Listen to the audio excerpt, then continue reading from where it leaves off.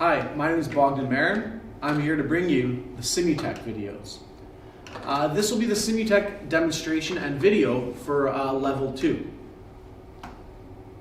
So first thing you guys are going to need to do is you're going to need to check your emails, your personal emails, to see your instructor would have emailed you your username, which is it's going to be BCIT student with a number, and a password. Okay, so you're going to need both those two things to keep going. Next, once you have those, which you should have those, you're going to search on Google for Simutec Multimedia, right here. Simutec Multimedia. Okay, this page should pop up. We got right here. Okay, you're going to go to log in.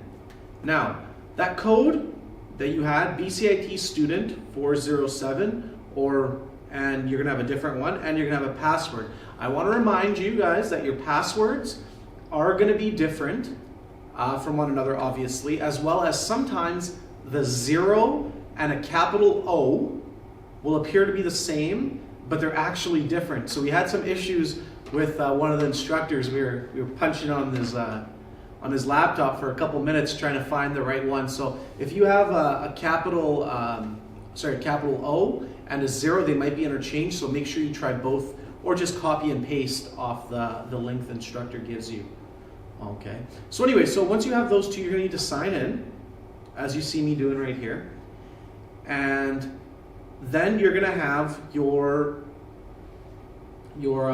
what's it called? Your modules here. You cannot click these modules, okay? Not gonna be able to click them. What you're gonna have to do is you're gonna have to download the training system. So you're gonna press the download button, you're gonna download the training system, and you're gonna create a desktop icon with the Simutec Multimedia. Again, I don't wanna download it again because I already have it, so I'm not gonna press the download button, but you guys are gonna press this download button, save as, save it on something, and then save it on your desktop, and then you're gonna have this Simutec training link right here. Okay. Now what you're gonna need to do is you're gonna need to put your password here and your username again. So I had mine on my sheet right here. Okay.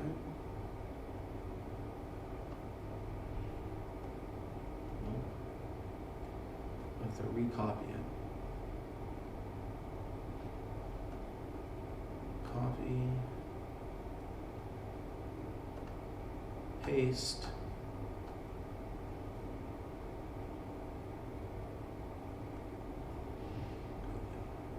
Oh no, what did I do? Oh, there we go. Copy and paste right here. So you will not have that sheet. That's a sheet I have to share with my students, and I just haven't remembered my own login credentials yet. But if I make a couple more videos for you guys, I might remember them. So just give the Simutec Multimedia a second to load. It takes a little while. It did not freeze, I hope. Just give it a sec to work out. So now, once you download it, once you have it loaded onto your computer, once you've logged in, now this is a very important thing. So now I'm talking to you guys about the second year program. So the second year program is going to be looking at troubleshooting control circuits.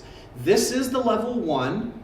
This is the level 2, and this is your level 3. So you're only going to be responsible for the level you're in. So you're going to be looking at level 2 here. Okay?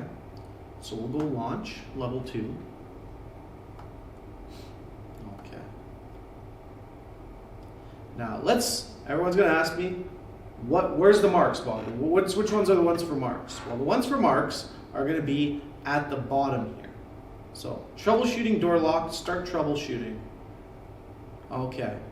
You don't have the spot available to be marked yet. It's gonna pop up right here and it's gonna say maintenance. The only way you can achieve that maintenance link is we have created prerequisites for you to complete first. Meaning that you must go through the introduction, watch the video, you get a little check mark. Go through the troubleshooting, watch the video, you get a little check mark.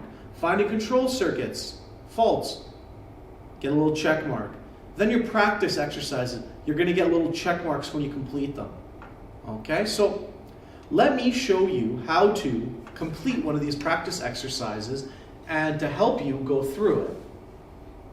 Okay, so let's look at the first one here. Okay, so what do I see here? I see a couple switches, I see a couple control relays, and a light bulb, a transformer, and a fuse here, okay?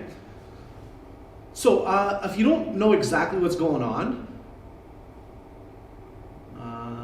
what you should do is you should look at a wiring diagram or a schematic. Okay, so I like to have everything laid out for myself here, just like this. And my meter and a quarter. Okay, so it looks like if I turn switch 1, I should engage relay coil 1, which will close normally open contact there, which should engage relay 3. Okay, well, 1 closes, so 1 engages, it should close that, and it should go through to close R3 and turn this light on, but that's not happening. Okay, this one works. So this one closes, it closes this one, turns this one. So we have an issue, okay? Now, you can see by this little orange dot that popped up here, meaning that the relay got engaged. So I'm thinking that it's not gonna be a bad light bulb, because if it was a bad light bulb, I would have seen that. So it's gonna be something to do with this relay or this relay. I'm not just gonna randomly replace relays, because you can in the beginning, but you're gonna get marked based on your efficiency of use, your time spent. So if I were to say, I'm gonna turn this off, lockout, verify if dead. So if I were to say, I'm just gonna randomly replace something, it says here, do I wanna replace? A general purpose relay R1 will cost $40 and take 5 minutes to replace. So that time gets added onto your score as well as the cost. So you don't wanna replace faulty things, okay? So I'm thinking that I'm gonna get my meter out here and I'm gonna check my coil. So my coil is going to be 2 and 7. So my coil picked up pretty well on here. Let's check out what my coil's resistance is here, between 2 and 7. 71 ohms. Okay, what's my coil between 2 and 7 here? 71 ohms. So my coil seems like it's fine on both of these. Maybe I should have done it to look at R1 first, because that's the one in here. 2 and 7. Oh. So I see something different here. Oh, never mind, there we go. If you pull all the wires out, it would be easier. So I'm seeing a very similar coil value on all of my coil. So I don't think it's a bad coil in the relay itself, okay? Now, the next thing, that if I've eliminated the coil, what about a contact point maybe? So what if a contact point is not closing? So now the next thing I'm gonna look at is I'm gonna look at this R1. Is this R1 actually closing or is it not closing? So what I'm gonna do is I'm gonna put my meter on this guy and see. So between 0.1 and 0.3.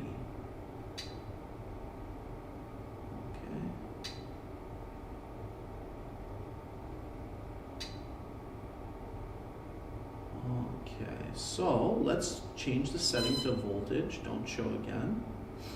And now let's turn this on. Verify if dead, let me go remove lock, turn on. Okay. Now, I've concluded about 10 minutes of my video, so stay tuned for the next video for part 2 and you guys can see the results. Thank you.